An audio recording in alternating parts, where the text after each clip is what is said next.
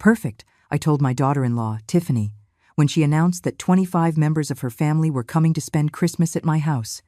I'm going on vacation. You all can do the cooking and cleaning. I am not the maid. Her face went pale as if she had seen a ghost. But what she didn't know was that the real surprise was just beginning. My name is Margaret. I am 66 years old, and for the last 5 years, I have been treated like the servant in my own home. It all started when my son Kevin married that woman. From the very first day, Tiffany decided I was her personal employee. Margaret, get me some coffee. Margaret, clean this up. Margaret, cook for my guests. And I, like a fool, always obeyed. I thought it was how I could keep my family together, but I had reached my limit.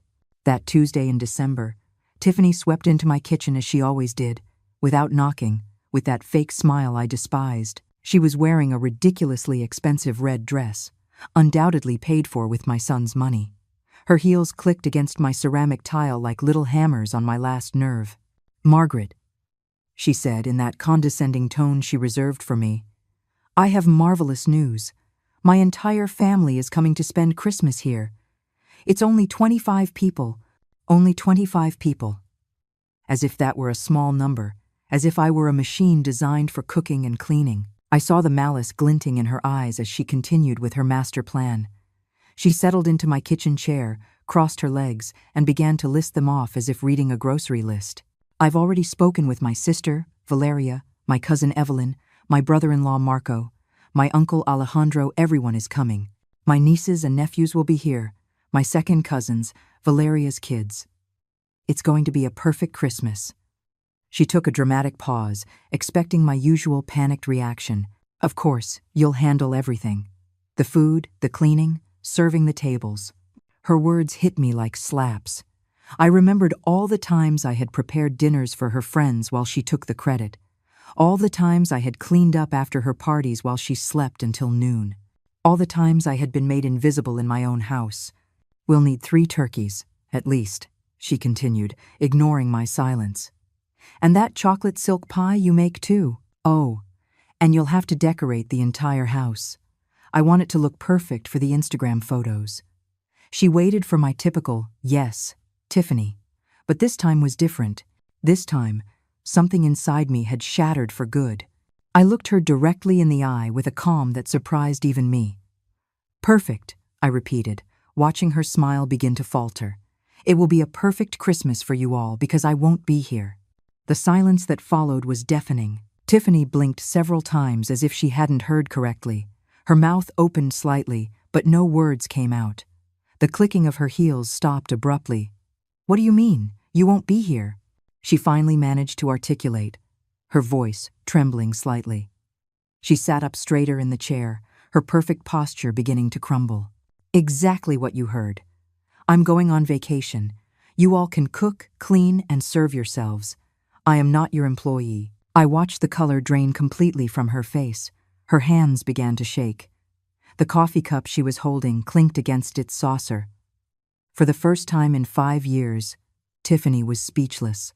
But Margaret," she stammered, "I already told everyone to come. It's all planned. You can't do this." "Of course I can. It's my house." Those 4 words landed like a bomb in the kitchen. Tiffany's jaw dropped, her face shifting from shock to indignation. She shot up from the chair, her heels clicking again, but this time with desperation. "This is ridiculous. Kevin is not going to allow this." "Kevin can have whatever opinion he likes, but the decision has been made." For the first time, I was in control. But what she didn't know, what none of them knew, was that my decision wasn't spontaneous. I had been planning this for months, and I had my reasons that would soon leave them all speechless. Tiffany's expression morphed from shock to fury in a matter of seconds. Her cheeks flushed, and her eyes narrowed like a snake about to strike. She stepped toward me, invading my personal space, as she always did when she wanted to intimidate me. "You know what, Margaret? I always knew you were selfish, but this is the absolute limit." Her voice became venomous, each word dripping with contempt.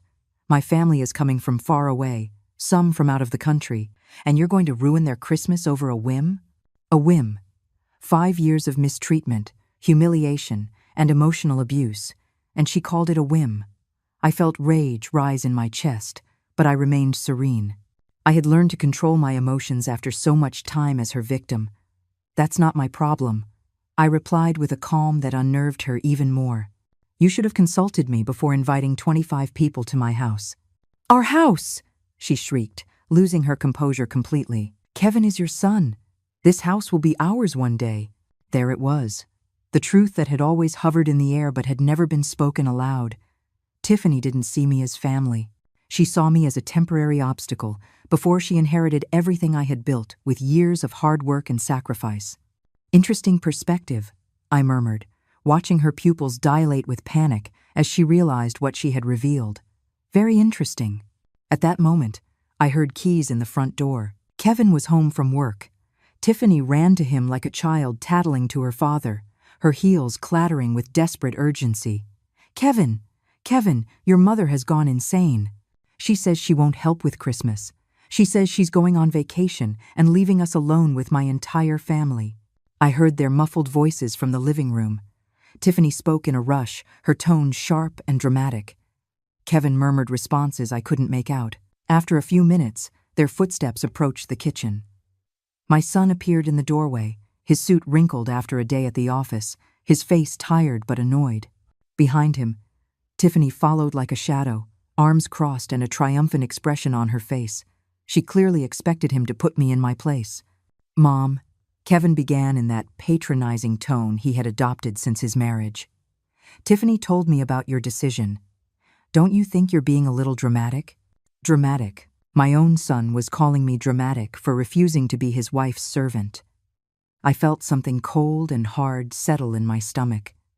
Something that had been growing for months finally crystallized in that moment.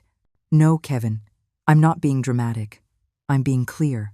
"But Mom, it's Christmas. It's a time for family. Tiffany already invited everyone. We can't cancel now." "I didn't say to cancel. I said I won't be here." Tiffany stepped forward, placing herself between Kevin and me like a human barrier. "See what I mean? She's become completely irrational. What will my family think? What am I going to tell them?" "Tell them the truth," I answered calmly. "That you assumed I would be your employee without consulting me, and that you were mistaken." Kevin sighed deeply, running a hand through his hair as he did when he was frustrated. "Mom, be reasonable. You know Tiffany can't cook for 25 people by herself.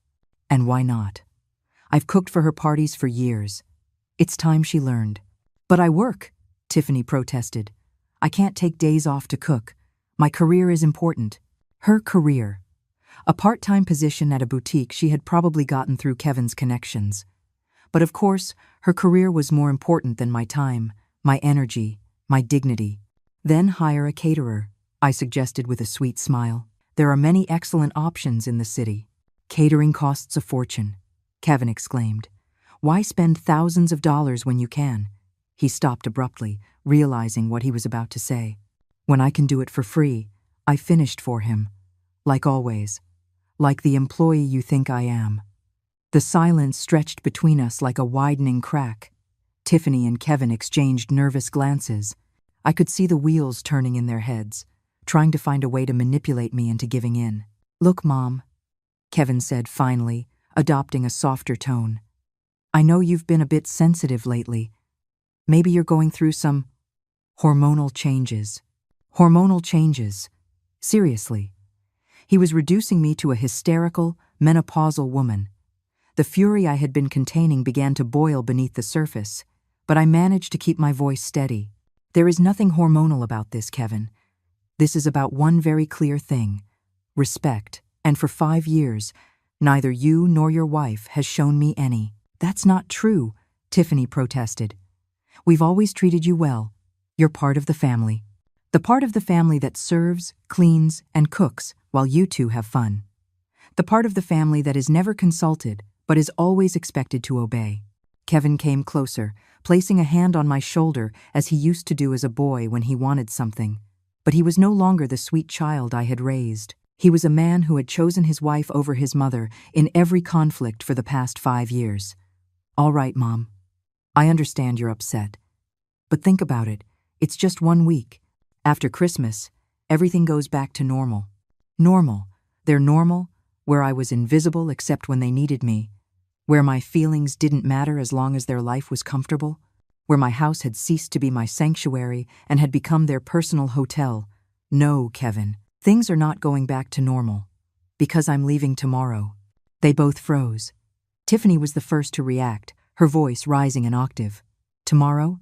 Tomorrow, I confirmed, enjoying the panic that began to gleam in their eyes. I already have everything arranged. What they didn't know was that I truly did have everything arranged, just not in the way they thought. "This is insane!" Tiffany shrieked, her eyes wide as she paced my kitchen like a caged animal. "You can't leave tomorrow. It's impossible. My family arrives in 3 days." "Well, you should have thought of that before you took for granted that I would be your employee," I replied, maintaining my serene tone as I calmly washed my coffee cup. Every movement was calculated to show that her dramatics didn't faze me. Kevin just stood there, shifting nervously from one foot to the other, clearly torn between supporting his hysterical wife and trying to reason with me. His eyes darted between the two of us, as if he were watching a tense tennis match. "Mom, please," he finally murmured. "At least tell us where you're going. When will you be back?" "I'm going to visit my sister in Miami," I lied smoothly, "and I'll be back after New Year's." The lie came so naturally it surprised even me, but it was necessary. They couldn't know my real plans. Not yet. After New Year's? Tiffany practically choked on her own words. But what are we going to do? I already told everyone to come. My uncle Alejandro already bought his plane tickets from Miami. Valeria canceled her plans. Marco took time off work. Those are their problems, not mine. I saw desperation begin to replace the rage on Tiffany's face. Her perfectly manicured hands trembled as she gripped the marble countertop, her knuckles white from the pressure. Margaret, her voice suddenly changed, becoming syrupy and manipulative. "You know I've always thought of you as a second mother. You're so important to me, to us. You can't just abandon us like this." There it was, the switch in tactics from fury to emotional manipulation. I had seen this play many times before, but it no longer worked on me. "If you really considered me a mother, you wouldn't treat me like a servant." "But I don't treat you like a servant. I just thought you enjoyed cooking for the family. I thought you liked to feel useful." Useful, that word pierced me like a dagger. For 5 years, I had believed that being useful was my way of keeping the peace, of securing a place in my son's life. But now I understood that being useful had only made me a shadow in my own home. "You know what, Tiffany? You're right. I do like to feel useful. That's why I'm going to be useful to myself, for the first time in years." Kevin intervened again, his frustration now evident in every line on his face. "Mom, this isn't fair. You know we don't have the money to hire a caterer for 25 people. The deposit on the new apartment wiped out our savings." A new apartment. This was the first I was hearing about a new apartment. My eyes narrowed as I processed this information. Since when were they planning to move, and why hadn't they told me? "What new apartment?" I asked, my voice laced with a dangerous curiosity. Tiffany and Kevin exchanged a guilty look, the kind of look you share when you've just revealed something that was supposed to be a secret. "Well," Kevin began, looking down at his shoes, "we were going to tell you after the holidays. We found an incredible place downtown, 3 bedrooms, ocean view, a gym in the building." "Sounds expensive," I observed, keeping my tone neutral, though my mind was racing. "Well, yes, but it's worth the investment. And don't worry, we're not moving far. Only 30 minutes from here." 30 minutes. Close enough to keep using my house as their personal restaurant, but far enough to have their privacy. How convenient, and how do you plan to pay for it? I asked, though I already had a suspicion about the answer. Tiffany's face suddenly lit up, as if she'd found the perfect solution to all our problems. "That's why it's so important that we have a perfect Christmas. My uncle Alejandro is very generous when he's impressed, and my brother-in-law Marco has connections in real estate. If everything goes well, they could help us with Kevin's business." There it was. The real reason behind the grand Christmas celebration. It wasn't about family or tradition. It was about money, about impressing wealthy relatives to get financial favors. And I was the cornerstone of their manipulation scheme. I see, I murmured, letting the silence hang as they both waited for my response. So, you need your Christmas to be perfect to impress the rich family. Exactly, Tiffany exclaimed, relieved that I finally understood the gravity of the situation. I knew you'd get it. You're so smart, Margaret. You always know the right thing to do. The right thing. For 5 years, the right thing had been to sacrifice my comfort, my time, my dignity to make their lives easier. But now I had a completely different perspective on what was right. You're right, Tiffany. I know exactly what the right thing to do is. That's why my decision stands. I'm leaving tomorrow. The hope vanished from their faces like spilled water. Tiffany began to breathe rapidly, on the verge of a panic attack. You can't do this. You can't ruin our future over a tantrum. It's not a tantrum. It's a well-thought-out decision. But what will my family think when they arrive and there's no one here to receive them? What will they think when they see there's no food prepared? They will think that their niece invited them without having the capacity to be a host. And they will be correct. Kevin stepped closer, his desperation now palpable. Mom, please, if you really need a vacation, we can postpone it. After New Year's, you can go wherever you want. For as long as you want, we'll pay for your trip, the hotel, everything. They'd pay for my trip? With what money, I wondered, if they had just said the apartment deposit left them with no savings. But it didn't matter. Their offer was 5 years too late. The offer is tempting, Kevin, but my decision is made. This is emotional blackmail, Tiffany burst out, her mask of sweetness finally falling away completely. You're using our situation to manipulate us.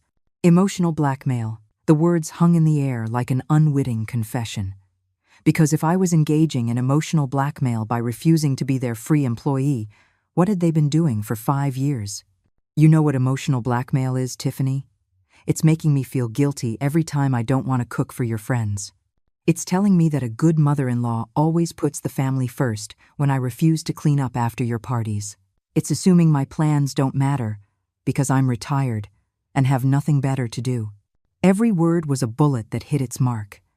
I saw them both flinch slightly with each accusation because they knew it was true. All of it was true. That's not the same thing, Tiffany stammered, but her voice had lost all its previous force. You're right. It's not the same. Because what you two have done is much worse. You have taken my generosity for granted for years. The kitchen fell into a tense silence. I could hear the ticking of the wall clock, the hum of the refrigerator, Tiffany's ragged breathing.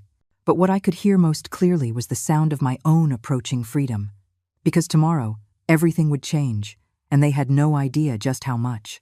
That night, while Tiffany and Kevin were still in the living room arguing in desperate whispers, I locked myself in my room and pulled out my laptop. It was time to set the second phase of my plan in motion, a plan that had been brewing for months, ever since I discovered something that changed my entire perspective on my dear daughter-in-law.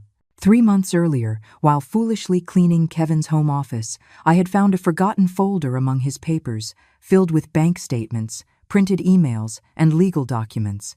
At first, I thought they were work papers, but something caught my eye. Tiffany's name appeared again and again in transactions I didn't understand.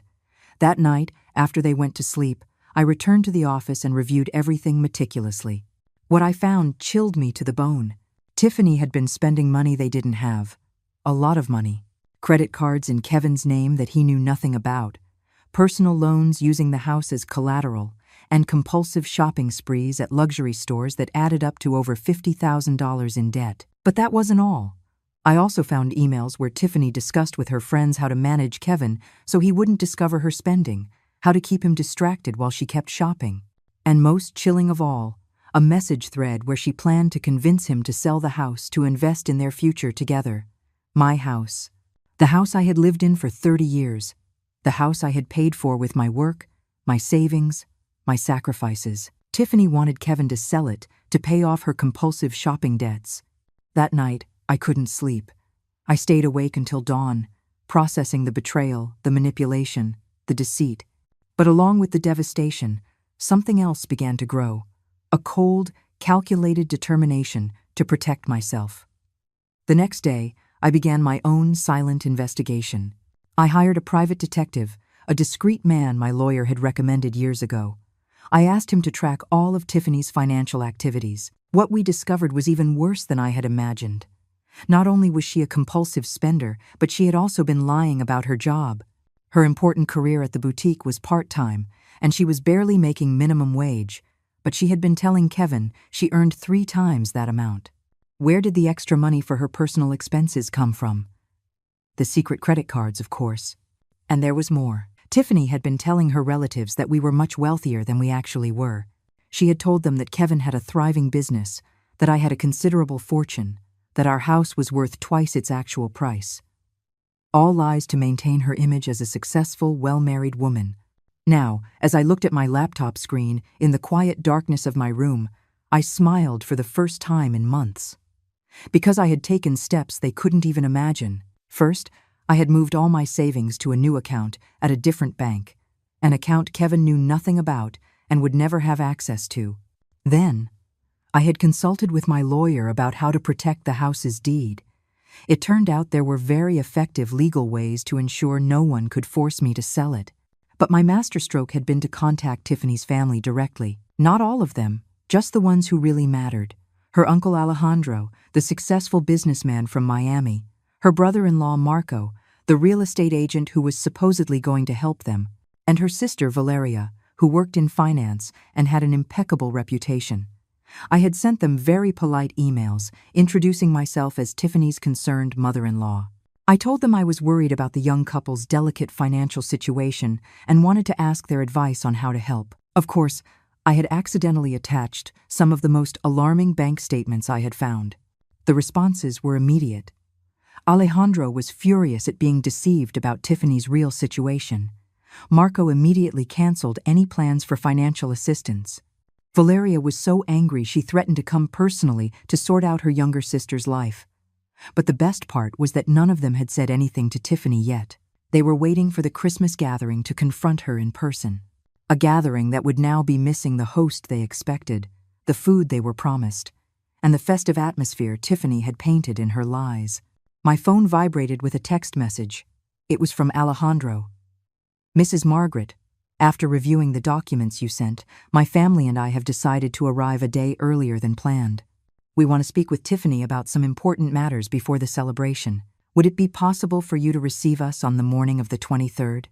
The morning of the 23rd. Exactly when I would be packing my bags for my trip to Miami.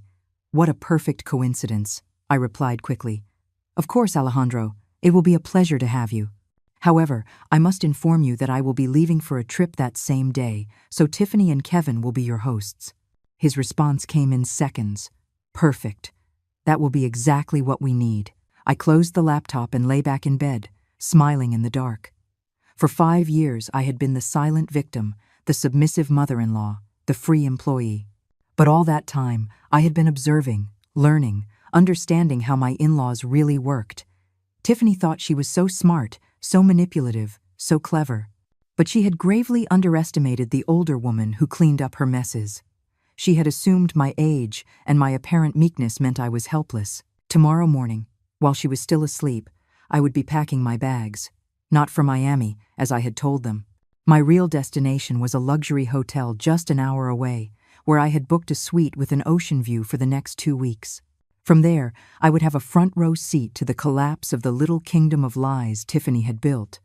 I would watch her family discover her deceptions. I would watch Kevin finally open his eyes to the woman he had married. I would watch her whole, perfectly manipulated world fall apart, piece by piece. And best of all, I wouldn't have to lift a finger to make it happen. Tiffany had dug her own grave with years of lies and deceit. I had simply taken the shovel out of her hands and showed her family where to look. Outside, I could hear that the argument in the living room had finally ended. Footsteps on the stairs, doors closing, the tense silence of a house full of unresolved conflicts. But I slept deeply that night. For the first time in 5 years, I slept with the smile of someone who knows that justice, even when it's late, always arrives. At 6 in the morning, my alarm clock sang like the anthem of freedom. I got up with an energy I hadn't felt in years. I showered peacefully and began to pack my bags. Every garment I folded was another step toward my independence. Every item I stored away was a silent declaration that I was no longer anyone's employee. Tiffany and Kevin were still asleep. I could hear their deep breathing from the hallway as I carried my suitcases down the stairs. I had prepared a note, which I left on the kitchen table next to the spare house keys. A brief but precise note. Have decided to leave early for my trip. The house is in your hands. Enjoy your perfect Christmas, Margaret. What the note didn't mention was that I had made a few additional preparations before leaving, like completely emptying the pantry and the refrigerator.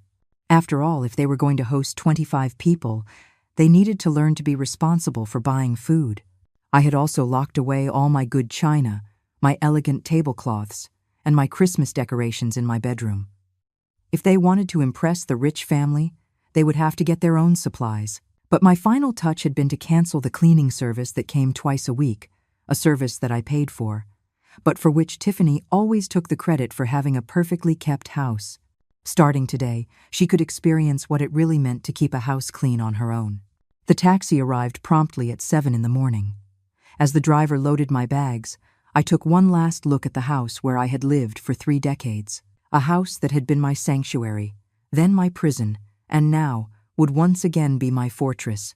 Because even though I was leaving temporarily, this was still my house, and I had every intention of reclaiming it completely. The hotel where I checked in was everything I had dreamed of during my years of forced domestic service. A spacious suite with an ocean view, 24-hour room service, and most importantly, absolute silence. No one shouting for me from the kitchen, no one expecting me to appear with fresh coffee, no one assuming my time had no value. My phone started ringing at 10:47 in the morning. Kevin, of course. "Mom, where are you? We found your note, but why did you leave early?" His voice sounded confused, still sleepy. He had probably just discovered the empty pantry and the fact that no one was there to make his weekend breakfast. "Good morning, Kevin.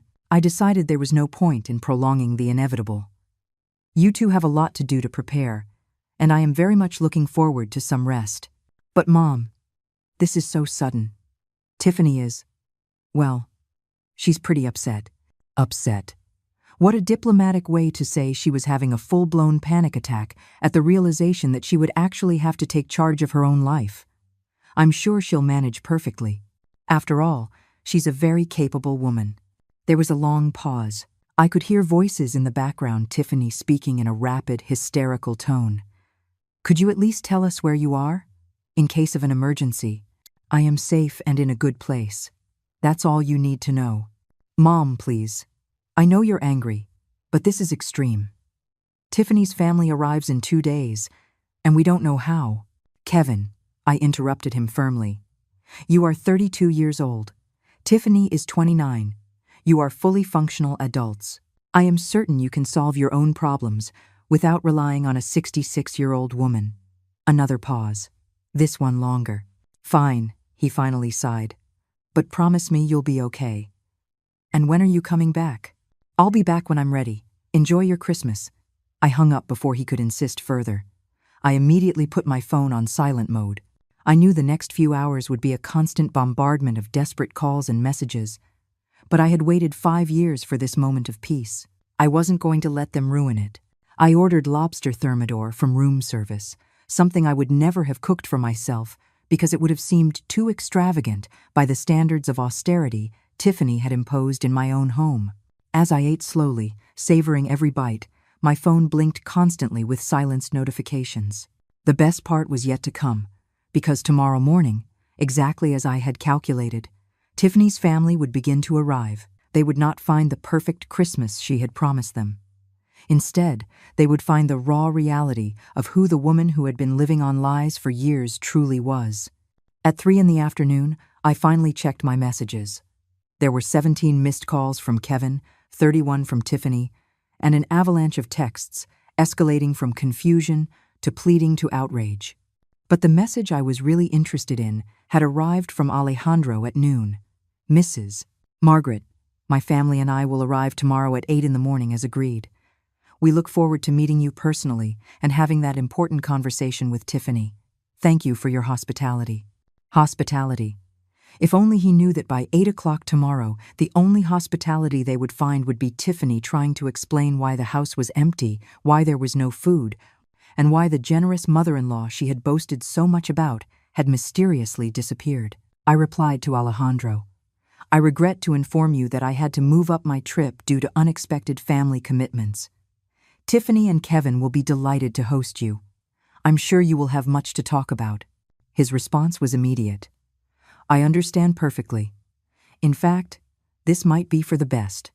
Some conversations are better had in private." Private. Exactly what they needed. A private conversation between a woman who had been lying for years and a family that finally knew the truth about her financial deceptions. That afternoon, as I enjoyed a massage at the hotel spa, I allowed myself to imagine the scene that would unfold tomorrow morning. Tiffany and Kevin waking up in a panic, making a last-minute run to the grocery store, desperately trying to create the illusion of hospitality they had promised. And then, at 8 o'clock sharp, the sound of the doorbell, announcing the arrival of the family who had come to collect on past due accounts. I couldn't help but smile as the masseuse worked on the knots of tension that had been in my shoulders for 5 years. Knots that were finally beginning to unravel, one by one, just like Tiffany's lies. The morning of the 23rd dawned with a clear sky, and my phone exploded with calls. I woke to the first call from Kevin at 6:30 in the morning. I didn't answer. While I leisurely ate eggs Benedict with smoked salmon on my suite's terrace, I decided to check the voicemails. The first was from Kevin. "Mom, please, pick up. Tiffany is hysterical. We don't know what to make for breakfast for 25 people. The grocery store doesn't open until 8, and the family arrives at exactly that time. We need help, urgently. Please, please call us." The second was from Tiffany, her voice completely broken. "Margaret, I know you're mad at me, and I get why, but please don't make me look bad in front of my family. They traveled from so far away. My uncle Alejandro came from Miami. Valeria canceled important plans. I don't know how to cook for this many people. I don't even know where to start. I promise, we'll talk later and fix everything, but right now I desperately need your help." The third message was even better. Tiffany again, now sobbing. "Margaret, I just checked the pantry and the refrigerator. Everything is empty. Why is there nothing? How am I supposed to feed my family? Where is the good china? Where are the Christmas tablecloths? Please, at least, just tell me where you put everything. Just that, please." Ah, yes. The dawning realization that running a household requires planning, effort, and actual money. The tardy understanding that food doesn't magically appear in refrigerators, that tables don't set themselves, that decorations don't install themselves by magic. But the message I was truly waiting for arrived at 7:15 in the morning. It was from a voice I didn't recognize, but it spoke with authority. "Mrs. Margaret, this is Alejandro, Tiffany's uncle. We arrived at the airport early and decided to come straight to your house. We expect to be there in 15 minutes. I'm very much looking forward to meeting you and having that conversation we've been planning." Perfect. They would arrive at the peak of Tiffany and Kevin's panic. At 8:20 my phone rang. This time I answered. "Mom." Kevin's voice was trembling, on the verge of a nervous breakdown. "Can you talk?" "Good morning, Kevin. Of course I can talk. How is your morning going?" "Mom, please, don't do this. Tiffany's family just arrived and we have nothing to offer them. Literally nothing. Tiffany is crying in the bathroom and I don't know what to do. Have you explained the situation to them?" "What situation? How do I explain that my mother decided to go on vacation right when we needed her most? When they needed me most? Not when I needed respect or understanding or a simple thank you for 5 years of service. Only when they needed me. Tell them the truth, Kevin. That for 5 years, you took it for granted that I would be your unpaid domestic servant, and that I finally decided I deserved a vacation." There was a pause. I could hear voices in the background, a mix of panic and confusion. Someone was speaking sternly, probably Alejandro, asking where the main hostess was. "At least can you tell us where you always bought the food? What you used to make for special occasions? Anything to help?" "Kevin, I didn't always buy anything. I planned for weeks in advance. I researched recipes, made detailed lists, compared prices, and dedicated entire days to preparation. It wasn't magic, it was work, a lot of work." The silence on the other end told me he was finally beginning to understand the magnitude of what he had ignored for years. "Look, he continued, his voice smaller. I know we've been inconsiderate, but right now I need practical solutions. What do I do with 25 hungry people in my living room? Order takeout, call restaurants, go to the supermarket, do what all responsible adults do when they have guests. But it's the holidays. Everything is closed or swamped. The restaurants have no availability.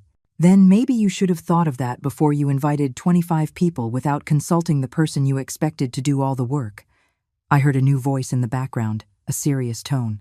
Alejandro was clearly demanding an explanation. Mom, Tiffany's uncle wants to talk to you. He says he needs to understand what's going on. I would love to talk to him, but I'm on vacation. Tell him Tiffany can explain everything perfectly. After all, she's the one who organized this gathering. Please, Mom, just 5 minutes. He's very confused and a little upset. I think he can help us solve this. Help us. Again, it was all about helping them. It was never about what I needed, what I deserved, or how they had made me feel for years. Kevin, listen to me very carefully. For 5 years, every time you needed something, I was there.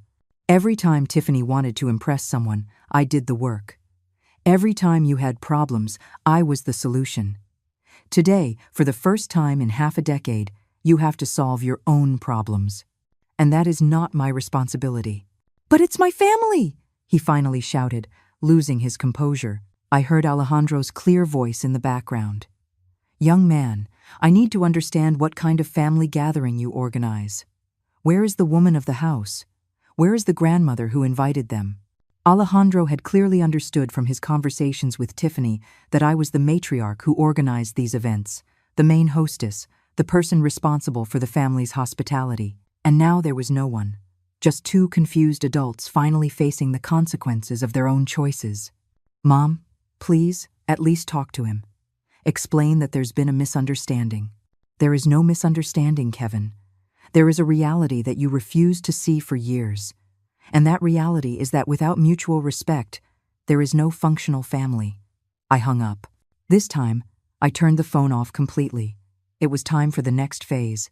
I went down to the hotel's business center. It was time to deploy the most delicious part of my plan. I sat at a computer and opened my email. I had several new messages from Tiffany's family. The first was from Valeria, the financially responsible sister. Dear Margaret, we've just arrived at your house, and the situation is quite confusing. Tiffany told us you left for an emergency, but we don't understand why the house seems uninhabited. There is no food, no Christmas preparations, and frankly, Tiffany's attitude is very strange. Could we speak by phone? The second message was from Alejandro, his tone considerably more serious. Mrs. Margaret, I respect that you had to travel for an emergency, but I need to understand what is happening in this house.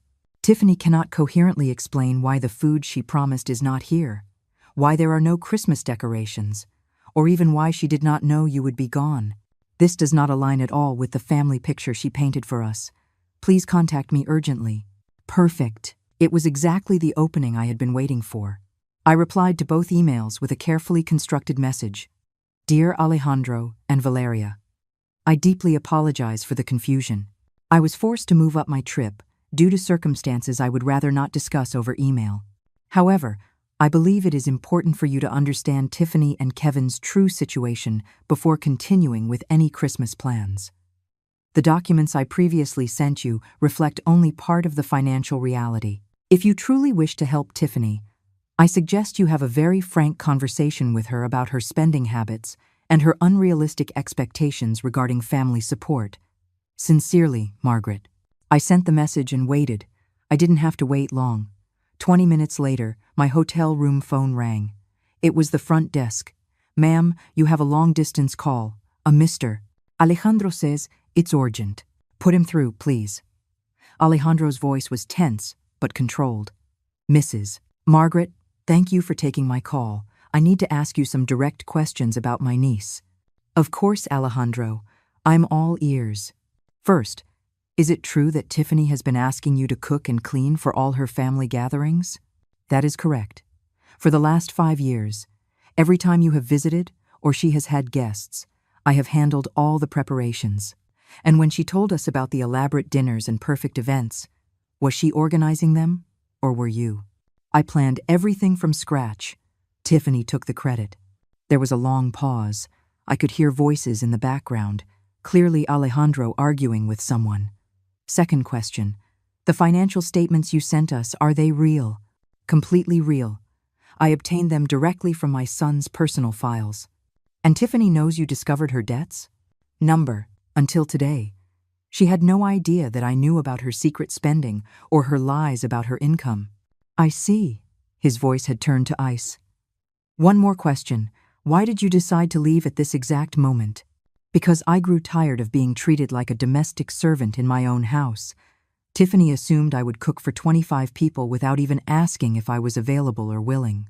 The silence that followed was long and tense. Finally, Alejandro spoke, his voice dripping with disappointment and contained anger.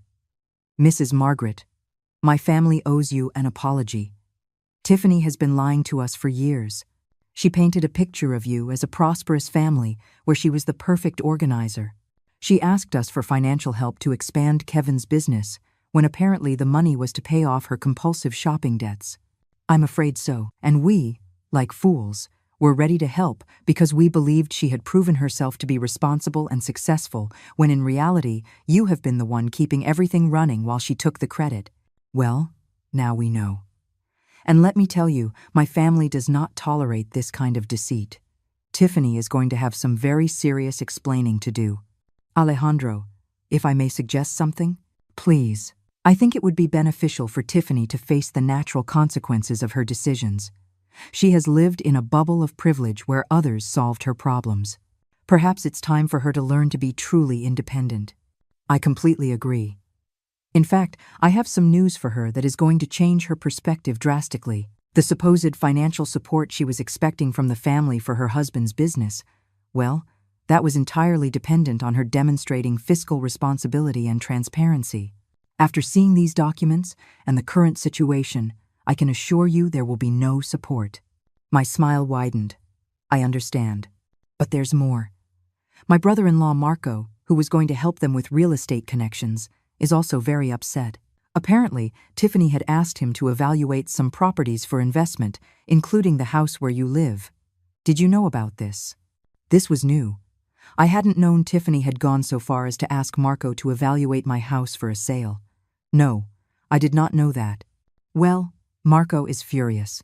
He invested time and resources based on false information. He feels completely deceived. Which brings me to my main point. My family has decided that this perfect Christmas is going to become a family intervention. Tiffany will have to explain every lie, every deception, every manipulation. A family intervention. This was even better than I had planned. Not only would Tiffany have to face the logistical disaster of her party, but she would also have to account for years of deceit before her entire family. And what about the other relatives? They are all aware of the situation now. For dinner tonight, the whole family will know the truth about Tiffany. And does she know? Not yet. But she's about to. I could hear voices rising in the background. Things were clearly escalating at my house. Mrs. Margaret, I have to go deal with this situation, but I want you to know that my family respects you enormously for enduring this for so long and for having the dignity to walk away. Thank you, Alejandro. That means a great deal to me. One more thing. When you are ready to return, we hope to meet you properly. The real Margaret, not the employee Tiffany pretended you were. It will be a pleasure. I hung up and leaned back in my chair, feeling a deep, warm satisfaction. At my house, Tiffany's world of lies was crumbling, piece by piece, exactly as I had planned.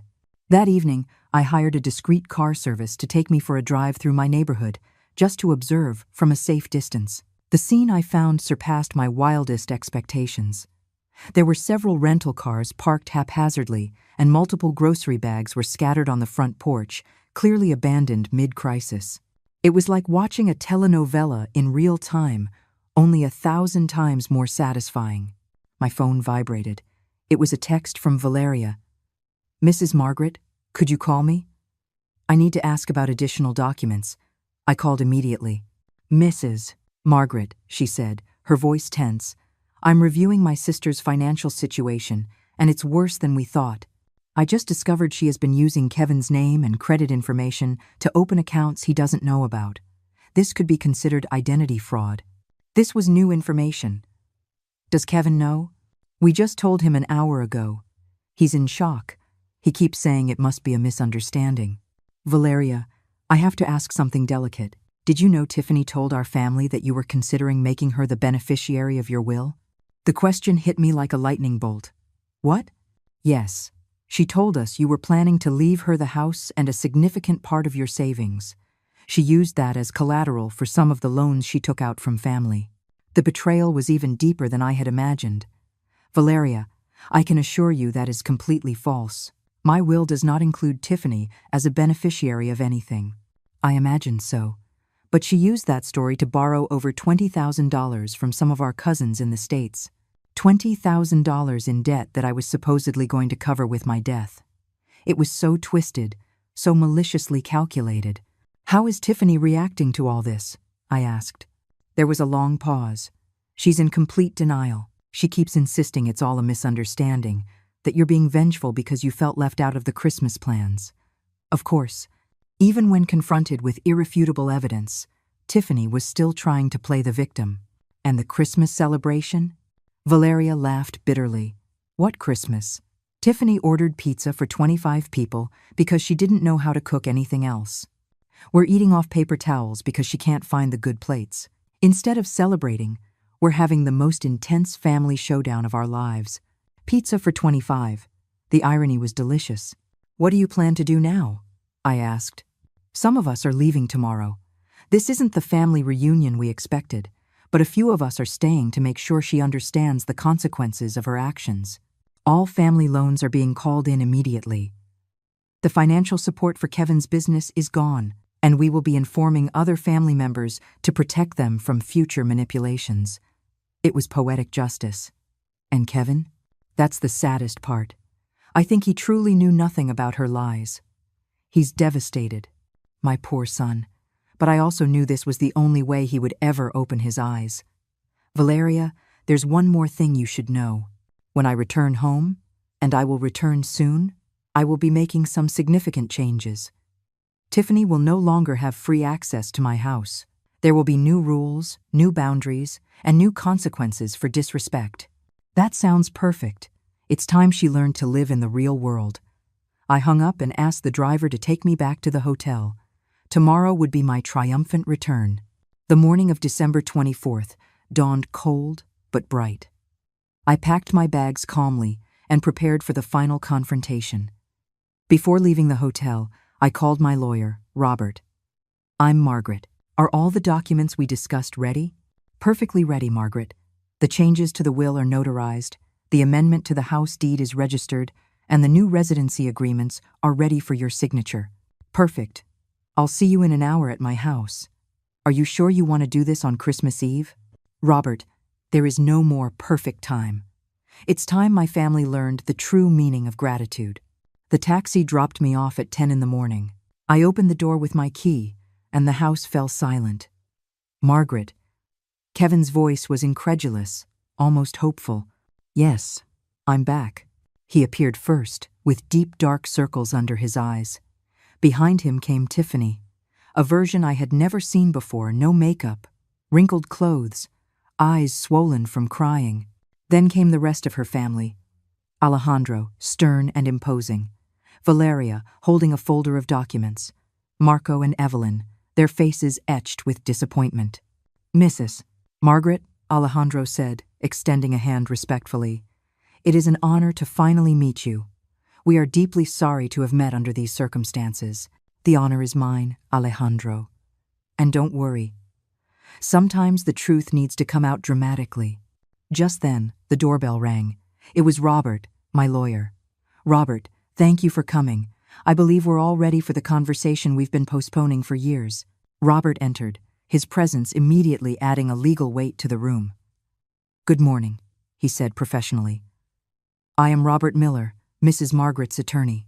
I understand there are some family and financial matters that require clarification. Tiffany grew even paler. Why is there a lawyer here? Because after 5 years of emotional abuse, financial manipulation, and a total lack of respect, I have decided I need legal protection, I replied with icy calm. Legal protection from what? Kevin asked, genuinely confused. From your wife's attempts to use my future death as collateral for loans. From her plans to convince you to sell my house to pay off her compulsive shopping debts. From her unauthorized use of your credit information. Need I continue? The silence was absolute. Tiffany slumped onto the sofa, finally understanding her world of lies had completely collapsed. Robert, I said, shall we proceed? Very well. First, the testamentary changes. Mrs. Margaret has amended her will to ensure that the ownership of this house can never be sold or mortgaged without her explicit consent, even after her death. The house will be transferred into a family trust that protects Kevin's interests but prohibits any financial speculation. Tiffany began to cry silently. Kevin looked shocked, but also, for the first time, genuinely ashamed. Second, Robert continued, the new terms of residency. Tiffany no longer has unrestricted access rights to this property. Any visit must be coordinated in advance and approved by Mrs. Margaret. What does that mean exactly? Kevin asked, his voice trembling.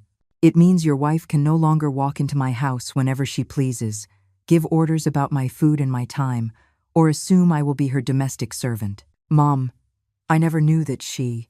You never knew? In 5 years, you never noticed that every time you had guests, I did all the work while she took the credit? You never wondered why your wife never cooked or cleaned, but always talked about what a perfect hostess she was. Kevin bowed his head, finally confronting years of willful blindness.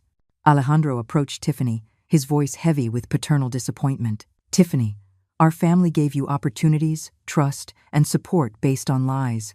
You made us unwitting accomplices in your disrespect toward a woman who deserved our admiration, not our contempt. Uncle, I never wanted. You never wanted what? To lie about your income? To commit identity fraud? To promise inheritances that weren't yours to give? To treat your mother-in-law like a servant? Tiffany had no answer. There is one more thing, I continued, looking directly at Tiffany. You will pay back every penny you borrowed, using lies about my supposed inheritance. You will personally apologize to every family member you deceived, and you will learn to live within your actual means, not in the fantasy you built at my expense. And if she doesn't? Valeria asked. Then she will face the appropriate legal consequences for identity fraud and fraudulent obtainment of credit, Robert finished, closing his briefcase. I addressed the entire family gathered in my living room. For 5 years I sacrificed my dignity because I thought I was keeping the family together. But I learned something important. A family built on disrespect and manipulation is not a family at all. It is a toxic structure that hurts everyone involved. I looked specifically at Kevin. Son, I love you, but you have to decide what kind of man you want to be. One who allows his wife to abuse his mother, or one who defends respect and honesty in his family. Finally, I looked at Tiffany. And you have to decide if you want to be a responsible adult who faces the consequences of her actions, or continue to be a manipulative child who expects others to solve the problems she creates. The clock struck noon on Christmas Eve. Now, I said, with a smile I had been saving for months, those who wish to stay for a Christmas based on honesty, respect, and real gratitude are welcome. Those who prefer to continue living in fantasies and manipulations may leave. For the first time in 5 years, I was in total control of my house, my life, and my future. And I had never felt a freedom so sweet.